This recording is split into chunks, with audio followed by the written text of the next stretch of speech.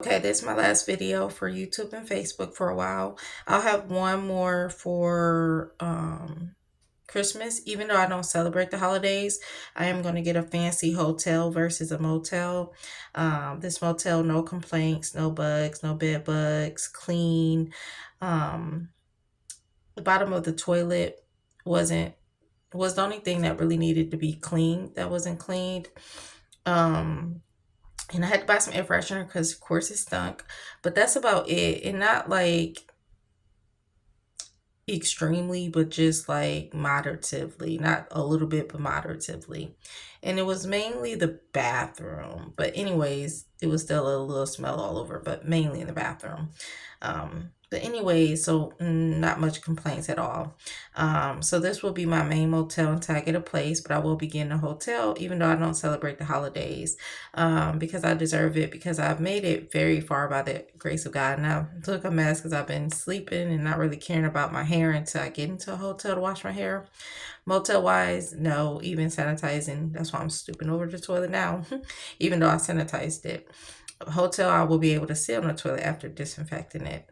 But anyways, so I'm thankful for all the people who helped me out, regardless if my sisters and me don't speak anymore, because I'm not close to none of my immediate family. And of course, this darn thing, I mean, I get it. It saves electricity because most people are people who leave the lights on. Anyways, so that's convenient. That's convenient in a place, I would say. They got those clap-ons. But anyways, it's a lot of people who have helped me that I appreciate it, especially my grandmother. Her savings, even before my eviction of being homeless, of like $700 and $100 here and there. Care Bear from high school giving me money for food.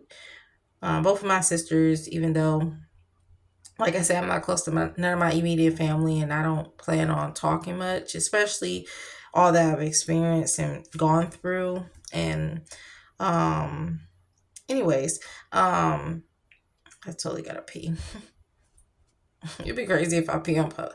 Like, it's to the point where it just don't matter because people will never understand I still have my dad's nose, my real father.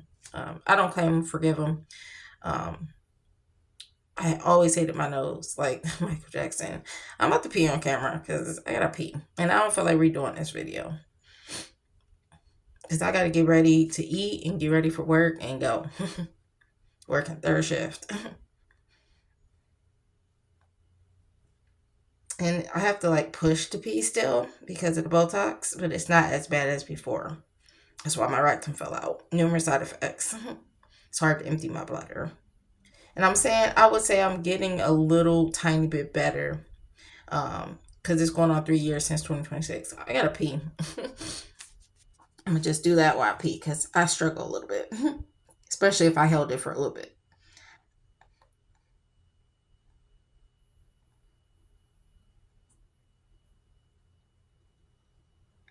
Okay. And I made a few phone calls, especially to my grandmother. Um, but anyways, okay, so I always make a plan when things don't go right or when things go right. I always plan for backups, or what if this don't go through or work out. Um, so I am going to lose my car because I could have got help from this church, but I wasn't in their area at the time frame, even while homeless where I'm at.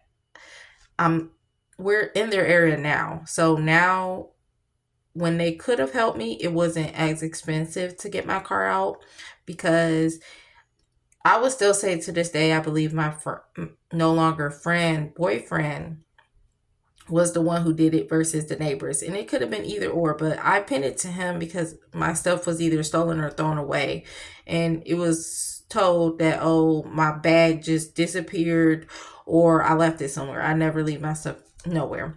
So for the person who was my friend, who is no longer my friend, it's always like with my mother or stepfather, they take up for the person who actually is in the wrong and I'm in the right, regardless.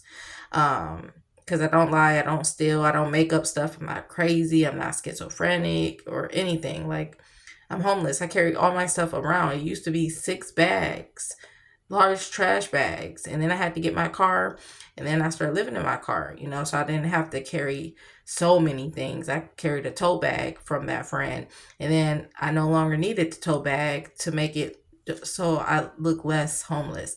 Even though the 3 sports bags I progressed into carrying still made me look homeless, because a lot of time frames I had to carry 3 because you gotta change work, and I don't want to smell like pee because I had to wait to wash clothes.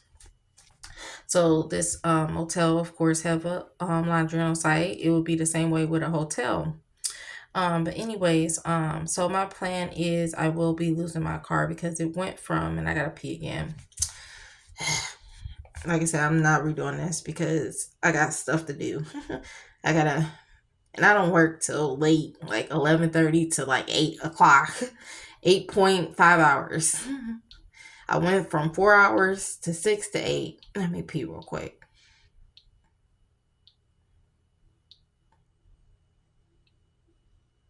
And I basically pee more when I'm drinking water, which I have to get hydrated before work. And I don't hydrate when I get home, even though I need to get hydrated, nor when I'm working because I'll pee too much. So I'm not going to need to get sleep and take a nap before work again and drink water, or like while working because I'll go pee more. So I'm going to be peeing a lot because I'm getting hydrated with water. Um, as well as, yeah, okay, to continue. So I went from 4 hours to 6 hours to 8 hours because they want to see how good of a worker you are. I worked through Kroger's before. This make the 90th job. um, it's just a different location, so they would know. And like I said, with my disability, I am getting a tiny bit better, even with the bladder infection. So I can only imagine if I didn't have the bladder infection. And thankfully, I did keep my antibiotics on me because it's very hard to get the certain antibiotics that I need. Mind you, I'm a virgin. I'm not out here having no infection from having sex or being a thought or anything. Um, it's due to trying the shelters. One place tried to keep me homeless, plus bullying. The second place, I got kicked out for sticking up for myself, dealing with tons of bullying and a nightmare. Both was a nightmare. I recommend, even if you have a disability or kids, to live in a car. But if you can live in a shelter, but my experience, I could write a whole book about tons of stuff. One day I'll have to make a video down the road, but I won't be on Facebook and YouTube for a very long time frame. And when I do, I'll be deleting Facebook temporarily, and I'll have it back permanently. No, I'll be deleting it permanently as well. It may be just deleted temporarily forever. And I'll come back maybe after a few years and then be like, all right, I'm leaving again, you know. And I do plan this time to get people contacts off of there, unlike before, because I was off of Facebook for 5 years. I'm not into social media. I hate Facebook. I hate social media. I like and love YouTube. But anyways, again, to get help, you have to be popular, have a big channel. I have a small channel. Anyways, so my plan is I am going to lose my car because it was 320. This was 15 days ago. It was 320 in a pound. Mind you, I got $200 tickets because they snitched on me twice. And mind you, I was about to get my plates tickets, but I had to wait for my check. And right before it, they told my stuff because people want to snitch. Because I would have been got my stuff told, even getting help by the police officer, like twice getting my car jumped. But if you look at everything, the car is not just in the pound, it also don't work. So even though I got all my belongings in there, like I said, thankfully I don't have my antibiotics in there. I did leave my birth certificate and social security card in there, and numerous things like paperwork wise, but all those things are materialistic. It can get replaced once I get on my feet, or sent out before I get on my feet. It's a place called Project Me where I can get my address sent to, or my grandmother or whatever. Anyways, so I plan on unfortunately losing my car. It went from 320 $50 daily to $957 and $50 daily, plus the $200 tickets. And even to get your stuff out, you got to pay $200 just to get the police release form to get your stuff out of your car. So I'm gonna be devastated, definitely. So I will be checking in to people like my friend from Ohio, my grandmother, my friend out here. A lot of my friends out here moved all over, and I didn't even keep in contact with a lot of people out here due to being homesick. Same thing with Ohio, you know. But it'll be once a month because I won't be talking much at all. After losing my car, I already lost being my place May 5th. Um, paying $1,000, returning to work off of $12,000 and my car didn't start. It started with needing an oil change, but little did I know it wouldn't start no more. Wear and tear is common sense. Listen to my elders. I'm learning my lesson. I gotta pee in. Actually, I had to pee for a little bit, but I held it for just a tiny bit. Like I said, I'm about to get off of here and get ready for work. Well, eat. I always catch a little bit of TV. It's been a long time watching TV because I've been homeless since May. So I didn't believe in watching no TV at no shelters. And I even went somewhere else to get some relief of being homeless for like 5 days, which I won't go into detail about. But I met some really good people there.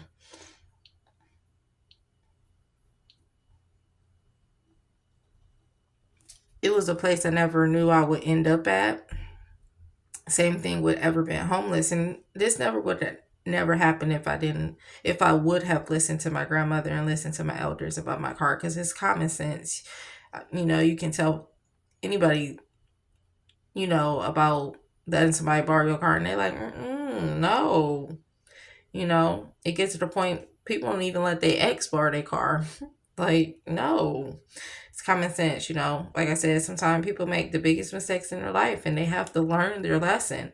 So, as much as my grandmother want to help me get my car out, it's no point in wasting your money, because not only do I have the tickets to pay, the pound to pay, I also got to pay to get it fixed. Like, even to get my pound out of the pound, once I get it out, I got to get a battery to charge it and to get it up and running to even move the car, because it don't work. So $5,000, very great car, ran really great. Even the person who took it, I'll never forget saying enjoy, have fun while working on my book, enjoying myself with a whole disability. It wasn't as bad as it is now because of the Botox and bladder pills. But anyways, and hearing, oh, it runs smoothly and real good on the highway, like I bet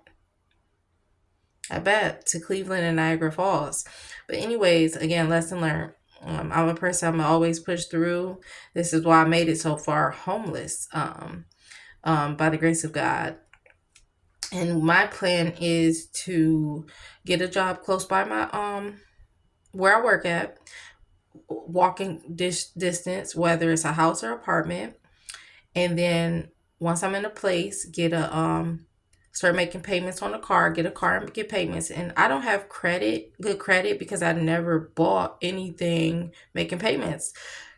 All furniture, straight cash, all cash. Car, all cash. All the money, $5,000, all cash.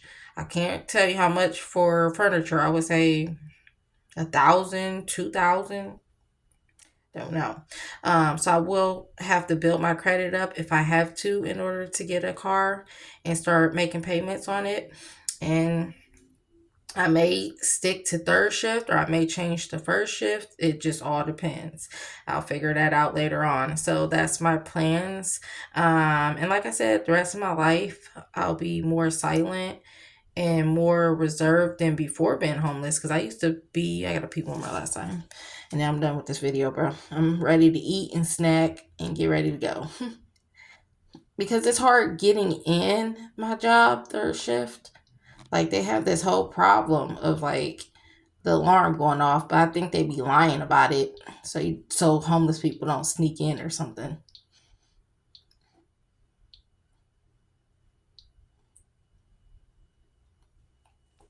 Okay, but I will say,